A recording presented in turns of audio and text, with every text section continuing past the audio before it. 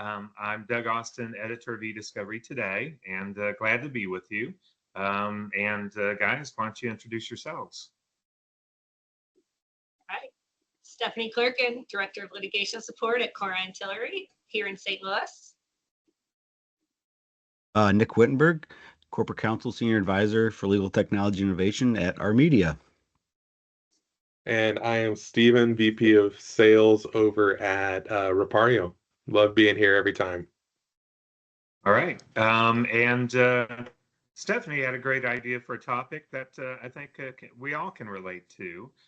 So Stephanie, why don't you kick us off with that, and we'll go around the horn.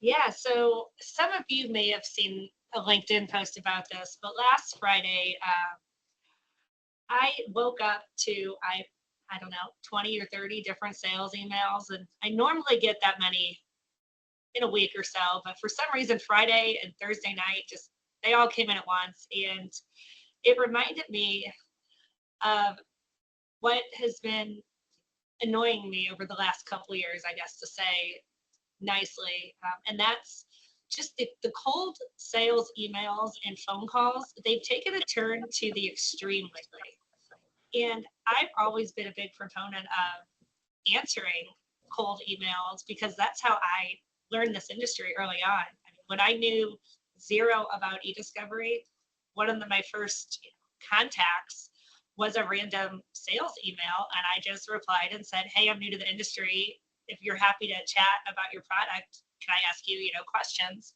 And which, to be clear, that is every salesperson's favorite email to get. Yeah. Ever. So I did that for years. I still do that, but I want to say 2021 was when I first noticed something was going downhill, and I was on maternity leave and had a sales guy email me like 7 times in a week, call me, and then the last email was, I'm getting you out of office for maternity leave, so you probably have plenty of time to catch up over coffee right now. And it was something along those lines where then I was not happy. And then he got a response that he did not like.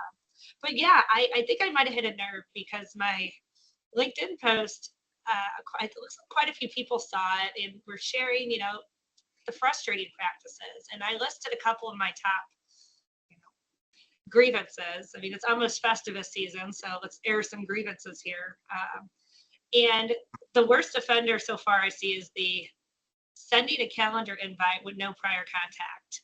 And that's really what triggered everything on Friday. As I had a meeting I thought I was missing because this random, invite showed up for 9 in the morning, had no idea who it was from until I looked into it further. And it was, "Hey, looking forward to talking to you about X technology," and send, and then a follow-up email later on. But I'm hoping maybe, we have people from all different areas here on the phone. I mean, there's got to be some better ways to approach this and some good tips and, any good, bad, ugly, anything anyone wants to add here. I'm open to it. I would say let's start off with the good, and this is what we talked about, going to conferences on our last one. And I know the buzzword, or one of the many, is trustworthy AI. And I think trust in the beginning is better than me inadvertently sending Stephanie that 9 a.m. email, inviting her, and forgetting I'm on East Coast and she's not. But then that's something I think this trust is, and we're debating this back to work hybrid. But I think meeting in person is a lot easier. It takes down the 800-pound gorilla of who's on the other end of it. But just kind of, I think it's a fascinating thing. I read a book where saying you probably trust people you have coffee or beer with. And that's something I think we haven't really been able to tackle with this virtual hybrid world. And so I think that's something where if I had met Stephanie before and got an email, I'd be super excited. Yeah, let's meet up. But the random, that's tough. That's a tough one. But I don't want to discount it because it's how do we build out and use LinkedIn and use relationship building. Right. Yeah. And actually, Nick, that was And I think somebody I saw on your string had said, well, as salespeople, how are we supposed to reach out? And somebody responded and said, well, one of the things you really need to start doing or need to do is be active on LinkedIn and what have you, and get people to know you so that when you do reach out, it's not as much of a cold reach out. And so to me, I think that's definitely really good advice. I have to throw out a couple of my pet peeves though, because as you said, Stephanie, we are getting close to Festivus. So one of my favorites is the pretending we already know each other message, or the with the type, when there hasn't been a discussion, like they're trying to make me think we've already been talking about something, to at least get me to click on the email. I've never That's seen that fun. one. Yeah. Oh. Oh, yeah. I've gotten that Most of a mine, few I feel times. like, yeah. Yeah, I hang out with different salespeople. Hey, just I don't following know. up on our conversation that we never had. Another one is the same organization sending multiple emails from different email accounts and names and what have you, hoping one will slip through. And of course, then you have to, because usually if you start getting emails from people you don't want to get them from, you'll block them. But then you have to go to the level of blocking a domain, and some even use different domains, so they make that even more difficult. And then the one I personally get, since I have a blog and people are always looking to get their stuff covered, is they'll ask for a link swap request or add a link to an existing post or something like that. That's one of the things I see. So definitely, I think, with the limited opportunities to have that face-to-face discussion that Nick was talking about, I definitely think the social media and finding other ways to get out and and participating in things is the way to get around that and start getting people to know who you are. Yeah. It's weird coming in this as like the salesperson of the group, because if there's anyone that's gonna accidentally do this, it's me. Um, I took up a practice a while back that 99.9% of people have preferred, and I get the occasional rest of them that hate it. I don't tend to cold email much. I'll if I find there's a group that my email system allows me to send that message to them, and I feel like it makes sense to them, I'll do that. But in anything I do, whether hopping on the phone or sending a message, I have just started saying, to put it up front, I'm a salesperson. This is what I do. This is my background. And I found that people really prefer that, because what I started doing and what I thought was really open was, and I thought was more authentic than it really was to say, hi there, how's it going, and like kind of like start a conversation. And then when they say hi, how are you, being polite, then I say like, oh great, and here's blah blah blah blah blah. And I found that I was wasting, forget my time, but a lot of other people's time doing that, because there were people that didn't need it and weren't interested, and the people that did actually need what I was selling would be interested, or they wouldn't. And if they were not interested off the bat, then I knew they hated my latest LinkedIn post or whatever. But I started to learn that um, these things, the metric for success is the same.